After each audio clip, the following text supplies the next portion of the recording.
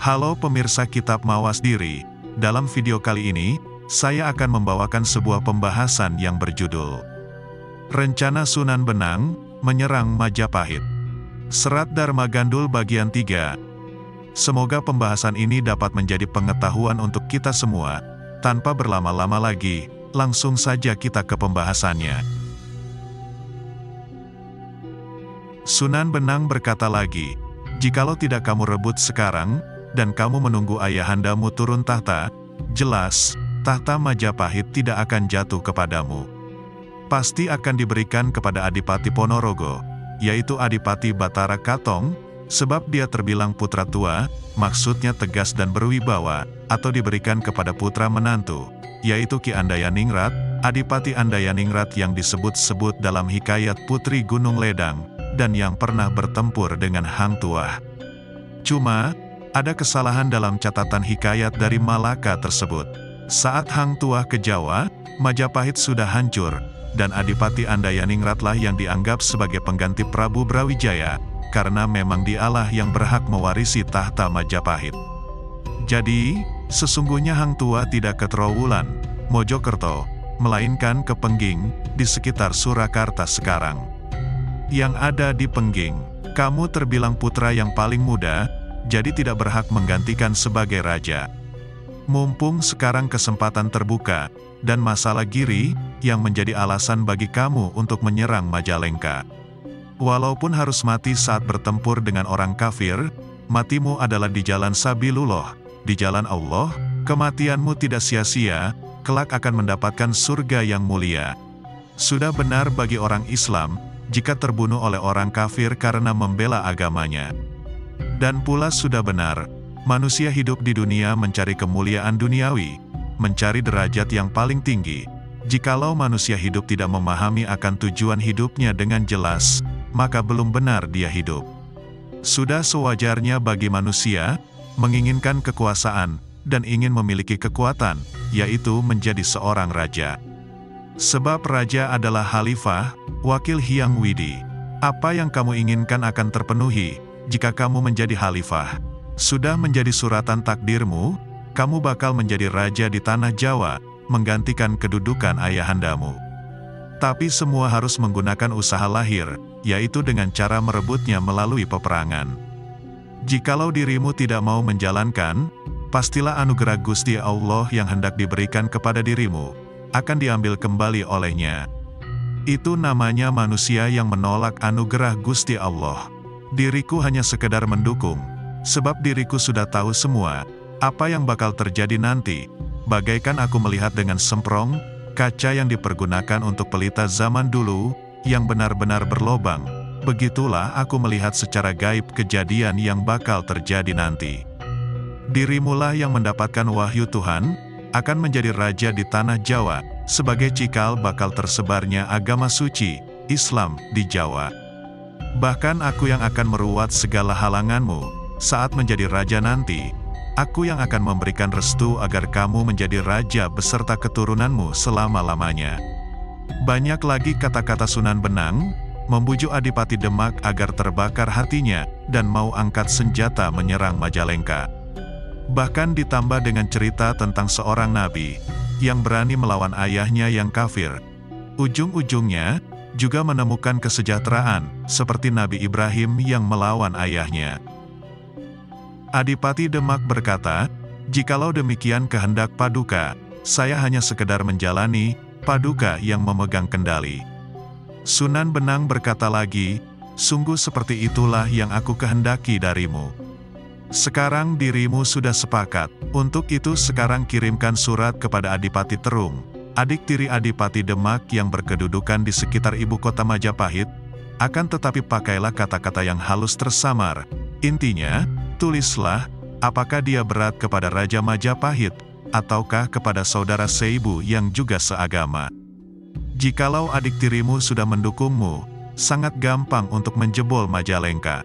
Di dalam keraton Majapahit saat ini, siapa lagi yang diandalkan sebagai panglima perang, jikalau bukan Kusen?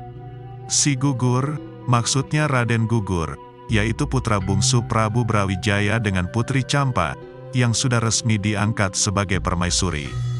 Putri sulung dinikahi Adipati Andayaningrat dan tinggal di Pengging. Putra kedua Raden Lembu Peteng, berkedudukan di Madura, yang bungsu Raden Gugur masih di dalam keraton. Raden Gugur inilah, kelak dikenal sebagai Sunan Lawu, penguasa Gunung Lawu yang terkenal hingga sekarang. Masih kecil, mana mungkin dia berani maju perang. Sang patih sudah tua, dipukul sekali sudah mati. Jika Kusen mendukungmu, siapa lagi sekarang ini yang bisa melawanmu di ibu kota Majapahit? Adipati Demak lantas mengirimkan surat ke Terung. Tidak berapa lama berselang, utusan telah kembali. Sudah diterima surat balasan dari Adipati Terung, isinya bersedia membantu perang. Surat diberikan kepada Sunan Benang, membuat senang hatinya. Sunan Benang lantas memerintahkan kepada Adipati Demak, agar memberitahukan kepada semua bupati, dan semua sunan, agar datang ke Demak, dengan dalih, hendak membangun masjid, dan agar diberitahu, bahwa Sunan Benang sudah hadir di Demak. Singkat cerita, tidak berapa lama, para sunan dan para bupati telah berdatangan semua. Lantas berkumpul dan membangun masjid. Setelah masjid selesai dibangun, lantas dipergunakan pertama kali untuk salat. Seusai salat, pintu masjid ditutup, seluruh yang hadir, para sunan dan bupati saja, diberitahu oleh Sunan Benang, bahwasanya Adipati Demak hendak dikukuhkan sebagai raja. Dan kemudian hendak menyerang Majapahit. Jika semua setuju, maka rencana akan segera digulirkan serta tidak menunggu waktu lama lagi. Seluruh sunan dan bupati semua menyetujui. Hanya seorang yang tidak menyetujui, yaitu Syekh Siti Jenar. Sunan Benang murka, Syekh Siti Jenar dibunuh. Yang diperintahkan membunuh adalah Sunan Giri. Syekh Siti Jenar dijerat lehernya hingga tewas. Sebelum Syekh Siti Jenar benar-benar meninggal, dia sempat meninggalkan pesan, "Ingat-ingatlah wahai seluruh ulama Giri, kalian tidak akan aku balas kelak di akhirat, namun akan aku balas di dunia ini sekarang. Kelak, jika ada Raja Jawa yang digandeng oleh orang tua, pada saat itulah leher kalian ganti aku jerat." Sunan Giri menjawab, "Nanti aku berani, sekarang pun aku berani. Tidak akan mundur diriku." Setelah sepakat semua, lantas mematangkan rencana yang sudah disepakati. Sang Adipati Demak lantas dikukuhkan sebagai raja, menguasai tanah Jawa, bergelar Senapati Jimbuningrat. Patihnya berasal dari mancanegara, bergelar Patih Mangkurat. Keesokan harinya, Senapati Jimbuningrat sudah mempersiapkan bala tentara berikut seluruh persenjataan perang. Lantas berangkat menuju Majapahit, diiringi oleh para sunan dan para bupati. Rombongan yang berangkat mirip dengan rombongan memperingati Grebek Maulud, peringatan kelahiran Nabi. Seluruh prajurit tidak memahami apa maksud keberangkatan mereka, kecuali para tumenggung, para sunan serta para ulama. Sunan Benang dan Sunan Giri tidak ikut dalam rombongan ke Majapahit. Mereka merasa sudah tua, dan hendak membantu dengan doa dari dalam masjid saja. Mereka berdua memberkati rombongan tersebut. Jadi, hanya para sunan dan para bupati saja yang mengiringi Adipati Bintara. Tidak diceritakan dalam perjalanan, berganti kisah yang ada di Majapahit. Seusai dari Giri, sang patih melaporkan tentang hasil penyerbuan ke Giri. Yang menjadi senapati pasukan Giri adalah orang China, yang sudah memeluk agama Islam, bergelar Secasena. Dia maju ke garis depan, mengamuk dengan senjata terhunus, beserta seluruh bala tentaranya sebanyak 300 orang. Semuanya pandai bermain silat, berkumis tipis berkepala gundul dan memakai sorban, bagaikan seorang haji. Mereka bertempur lincah bagaikan belalang. Tentara Majapahit merangsak maju, tentara Giri tidak mampu menahan serangan tentara Majapahit. Senapati Secasena tewas, sedangkan tentara Giri yang terdiri dari orang China, melarikan diri kocar-kacir. Banyak yang mengungsi ke hutan dan pegunungan, sebagian ada yang melarikan diri menyeberang laut, melarikan diri ke Benang. Terus dikejar oleh prajurit tempur Majapahit. Sunan Giri dan Sunan Benang melarikan diri dalam satu kapal, menyeberang lautan, mungkin saja melarikan diri ke Arab, dan tidak berniat kembali ke Jawa. Sang Prabu lantas mengutus Patih, untuk mengirimkan utusan ke Demak, guna memberikan perintah kepada Adipati Demak, agar supaya, jika ada ulama dari Giri dan dari Benang melarikan diri ke sana, segera ditangkap dan dihaturkan kepada negara. Kesalahan santri dari Benang adalah, telah melakukan perusakan di daerah Kertasana, sedangkan kesalahan santri Giri adalah, tidak mau menghadap kepada Sang Prabu dan berniat untuk membangkang. Sesampainya di Paseban luar keraton, Sang Patih kemudian memanggil duta yang hendak diutus ke Demak. Saat masih ada di Paseban luar keraton, bertepatan datang utusan Bupati Pati, memberikan surat khusus kepada Sang Patih. Surat lantas dibaca oleh Sang Patih. Isi surat adalah demikian. Menak Tunjungpura yang berkuasa di Pati, memberikan laporan, bahwasanya Adipati Demak, yaitu Babah Patah, sudah mengukuhkan diri sebagai Raja Demak. Yang memberikan izin dan restu adalah Sunan Benang dan Sunan Giri. Seluruh para bupati pesisir utara yang sudah memeluk Islam, semua mendukung. Adipati Demak mengambil gelar Senapati Jimbuningrat, atau Sultan Syah Alam Akbar Sirullah Khalifatur Rasul, Amiril Mukminin Tajudil Abdul Hamid Haq, atau Sultan Adi Surya Alam Ing Bintara. Saat ini, Babah Patah berikut pasukan Demak telah berangkat menuju ibu kota Majapahit, hendak menantang perang ayahandanya. Babah Patah lebih berat kepada gurunya, dia menganggap enteng ayahandanya. Para sunan dan para bupati banyak yang memberikan bantuan pasukan untuk menjebol Majapahit. Jumlah pasukan Babah Patah kurang lebih 3.000 prajurit, dengan persenjataan perang lengkap. Mohon segera dihaturkan kepada Sang Prabu laporan ini.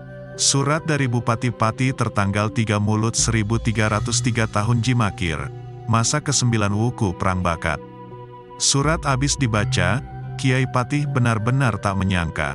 Seketika gigi bergemeletukan, menggeram, menggeleng-gelengkan kepala, dan benar-benar tidak bisa mempercayainya. Wajahnya tengadah menatap angkasa, sembari menyebut nama Dewa yang Maha Luhur. Dalam hatinya benar-benar heran kepada kelakuan orang Islam, yang tidak tahu budi baik Sang Prabu, dan malah membalas dengan hal yang tidak sepatutnya.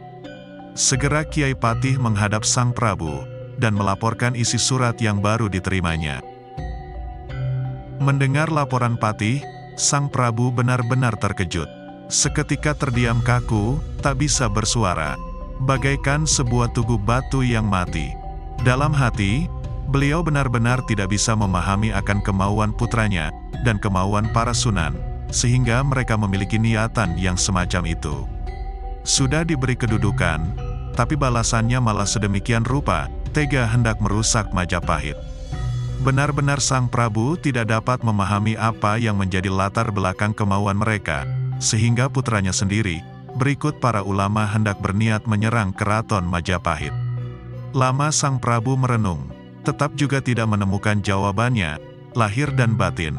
Sungguh, tindakan mereka adalah tindakan yang tidak masuk akal sama sekali. Hati Sang Prabu benar-benar terliputi kegelapan, benar-benar kecewa dan sedih, kesedihan seorang raja besar. Hati Sang Prabu abis, seolah hati seekor kerbau yang abis dimakan oleh kutu-kutu kecil. Setelah berapa lama berselang, Sang Prabu bertanya kepada Sang Patih, apa sebabnya, sehingga putranya sendiri, berikut para ulama, serta didukung para bupati, tega hendak menyerang Majapahit, dan tidak ingat sama sekali dengan kebaikan Sang Prabu. Sang Patih memberikan jawaban, bahwasanya dirinya sendiri, juga tidak mengerti latar belakangnya. Sungguh di luar nalar sehat, diberikan kebaikan malah membalas dengan kejahatan.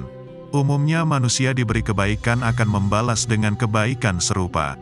Ki Patih pun ikut keheranan dan kecewa, heran pada orang Islam, yang memiliki kehendak yang tidak baik semacam itu. Yang telah diberi kebaikan, malah membalas dengan kejahatan.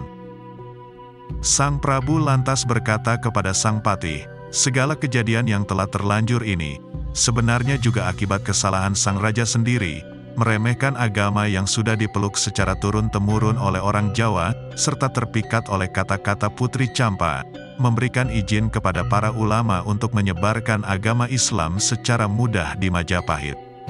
Begitu gelap batin Sang Raja, sehingga keluarlah ucapan kutuk dari bibir beliau, Aku memohon kepada Dewa yang Maha Agung, semoga terbalaskan kesedihan yang aku alami ini.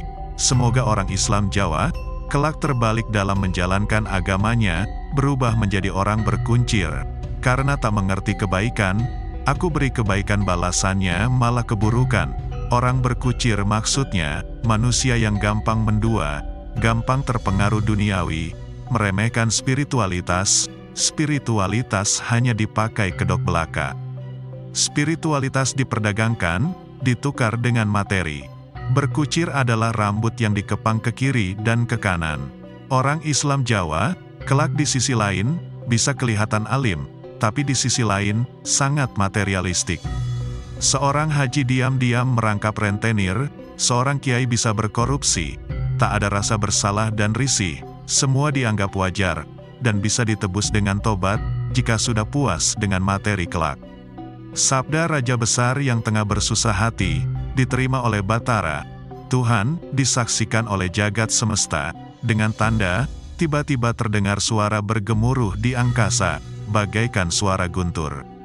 Semenjak itulah di Jawa mulai muncul beberapa jenis burung bangau yang berkuncir bulu kepalanya. Para ulama dan sunan, semua mempunyai nama rangkap, bertolak belakang. Maksudnya di satu sisi dia tampil sebagai sosok penuntun, di sisi lain diam-diam menimbun kekayaan dari spiritualitas yang diajarkan. Nama rangkap bertolak belakang, di sisi lain alim, di sisi lain masih terjerat kenikmatan duniawi, hingga sekarang banyak contoh para ulama yang demikian itu. Sang Prabu meminta pendapat Sang Patih mengenai datangnya musuh, yaitu para santri yang hendak merebut kekuasaan, baiknya dilawan atau tidak. Sang Raja merasa kecewa dan heran bercampur satu, kecewa dan heran. Mengapa hanya karena ingin memegang kekuasaan Majapahit, Adipati Demak memilih jalan pertumpahan darah? Seandainya diminta dengan baik-baik, pasti juga akan diberikan, karena sang raja sudah sepuh. Sang Patih menyarankan agar melawan musuh yang datang. Sang Prabu ragu, karena merasa sangat malu. Jika terdengar kabar, beliau berperang memperebutkan tahta dengan putra sendiri. Oleh karenanya Sang Prabu memerintahkan agar menghadang musuh, tapi hindari pertumpahan darah yang besar. Lantas Sang Prabu memerintahkan juga agar memanggil Adipati Pengging, Adipati Handayaningrat, dan Adipati Pranaraga Adipati Batara Katong untuk memimpin pasukan, sebab Raden gugur belum saatnya untuk maju berperang. Selesai memberikan perintah, Sang Prabu berkehendak meloloskan diri dari keraton menuju Bali, diiringkan oleh Sabdo Palon dan Naya Genggong. Saat Sang Prabu tengah memberikan perintah, pasukan Demak sudah tiba dan mengepung kota. Kepergian Sang Prabu sangat tergesa-gesa sekali. Pasukan Demak lantas bertempur dengan pasukan Majapahit, para sunan sendiri yang memimpin peperangan. Patih Majapahit mengamuk hebat di medan tempur. Begitu juga 8 orang pejabat Nayaka, bupati ikut terjun ke peperangan. Peperangan berjalan sengit, pasukan Demak berjumlah 3 juta prajurit, sedangkan pasukan Majapahit yang ada di ibu kota hanya terkumpul 3.000 prajurit. Majapahit telah diserang musuh secara besar-besaran, banyak prajurit yang gugur, Patih dan para pejabat Nayaka bupati terus bertempur tanpa kenal mundur. Prajurit Demak yang terkena amukan mereka pasti tewas. Putra selir Sang Prabu yang bernama Lembu Pangarsa juga mengamuk di medan laga, berhadapan dengan Sunan Kudus. Di tengah pertempuran, Patih Demak Mangkurat melemparkan tombak ke arah putra selir Majapahit, gugurlah dia. Melihat putra selir gugur secara licik, Sang Patih semakin mengamuk bagai banteng ketaton. Tak lagi ada yang ditakuti, segala senjata tak mampu melukai tubuhnya, bagaikan tugu terbuat dari baja, segala besi tak ada yang mempan di tubuhnya. Di tempat mana yang diterjang pasti bubar semburat, yang nekat melawan pasti tewas mengenaskan. Mayat bertumpang tindih, Sang Patih ditembak pelor dari kejauhan, bagaikan hujan datangnya mimis, akan tetapi mental bagai mengenai batu cadas. Sunan Ngundung, ayah Sunan Kudus, maju ke depan menghadapi amukan Sang Patih. Ditikam, tapi tak terluka, ganti terkena tikaman, Sunan Ngundung tewas seketika. Makam Sunan Ngundung masih ada di pemakaman Troloyo, Trowulan, Mojokerto sampai sekarang. Begitu Sunan Ngundung tewas, sang pati dikeroyok begitu banyak prajurit Demak, sedangkan para prajurit Majapahit sudah banyak yang tewas. Seberapa kuatnya satu orang melawan begitu banyak orang, akhirnya sang pati gugur. Akan tetapi jasadnya hilang dan meninggalkan suara, "Ingat-ingatlah kalian semua orang Islam. Diberikan kebaikan oleh rajaku, malah membalas dengan keburukan. Tega merebut negara Majapahit, dan membuat pembunuhan sedemikian besar. Ingatlah kelak akan aku balas, akan aku hajar kesadaranmu, agar tahu mana yang benar dan mana yang salah. Akan aku potong bersih rambutmu, maksudnya segala kebodohan mereka. Dan akan aku tiup kepalamu, maksudnya akan diberikan pengetahuan yang benar." Setelah sang pati gugur, para sunan lantas masuk ke dalam keraton. Akan tetapi sang Prabu sudah tidak ada, yang tinggal hanya Ratu Mas, yaitu Putri Campa. Sang putri diminta untuk menyingkir ke Benang, dan menurut. Para prajurit Demak masuk ke dalam keraton tanpa dikomando. Di dalam istana, mereka menjarah dan mengambil segala yang ada hingga bersih. Para penduduk tidak ada yang berani melawan.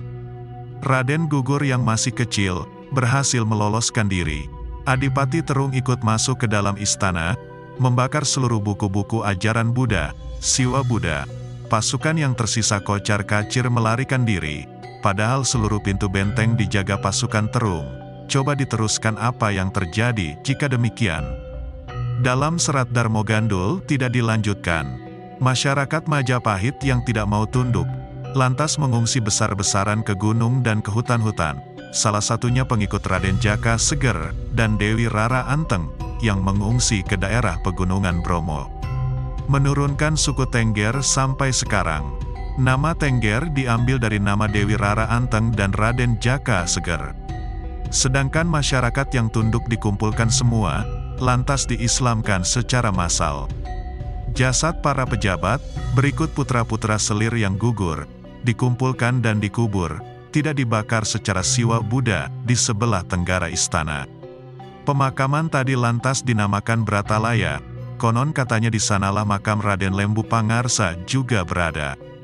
3 hari kemudian, Sultan Demak berangkat ke Ngampel, yang dipercaya menjaga di istana Majapahit adalah Patih Mangkurat dan Adipati Terung, untuk menjaga keamanan istana dari serangan-serangan pasukan Majapahit, yang mungkin masih tersisa. Sunan Kudus juga ikut menjaga istana, seolah-olah menjadi pengganti sang Prabu. Wilayah Terung dijaga ulama 300, setiap malam melaksanakan salat hajat serta membaca Quran. Separuh pasukan dan beberapa sunan mengiringi Sultan Demak menuju Ngampel Deta. Sunan Ngampel sudah wafat, hanya tinggal sang istri yang ada di Ngampel. Sang istri berasal dari Tuban, Putri Adipati Arya Teja. Sepeninggal Sunan Ngampel, Nyi Ageng, istri Sunan Ngampel, dituakan oleh masyarakat Ngampel. Sang Prabu Jimbuningrat, Raden Patah Sultan Demak, sesampainya di Ngampel, segera memberikan sembah bakti kepada Nyi Ageng. Bergiliran, para sunan juga menghaturkan sembah baktinya. Prabu Jimbuningrat lantas melaporkan bahwa telah berhasil menjebol Majapahit, melaporkan lolosnya sang ayahanda dan Raden Gugur, serta tewasnya Patih Majapahit, serta mengabarkan bahwa dirinya sudah mengukuhkan diri sebagai raja yang menguasai tanah Jawa, berjuluk Senopati Jimbun atau Panembahan Palembang.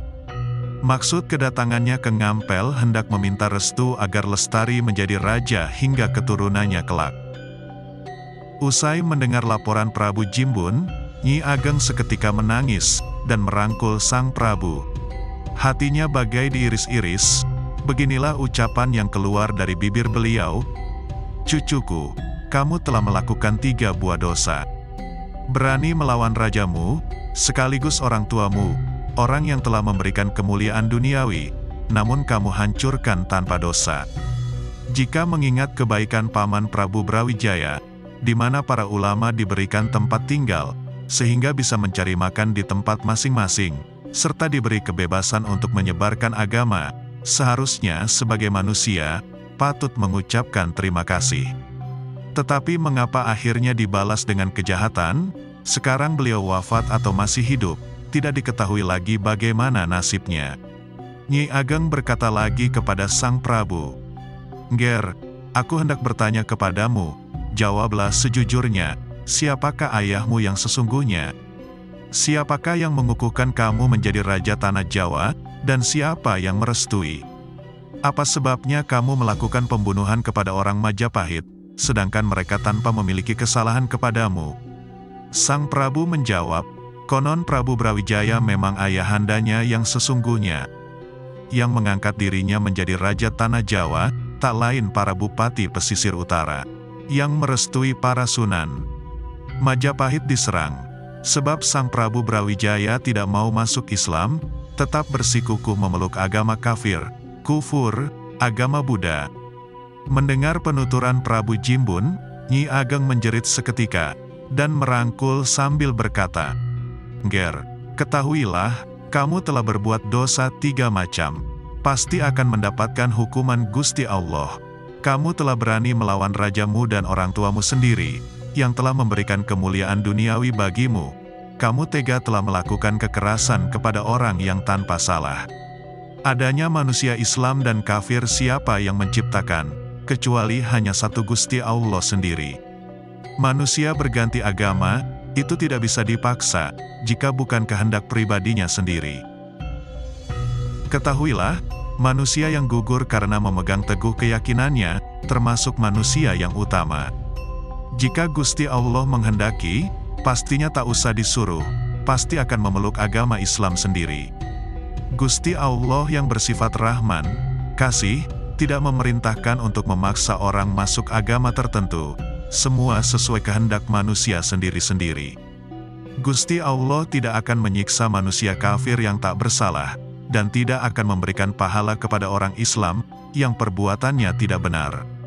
Hanya perbuatannya yang akan diadili secara adil, bukan karena agamanya apa.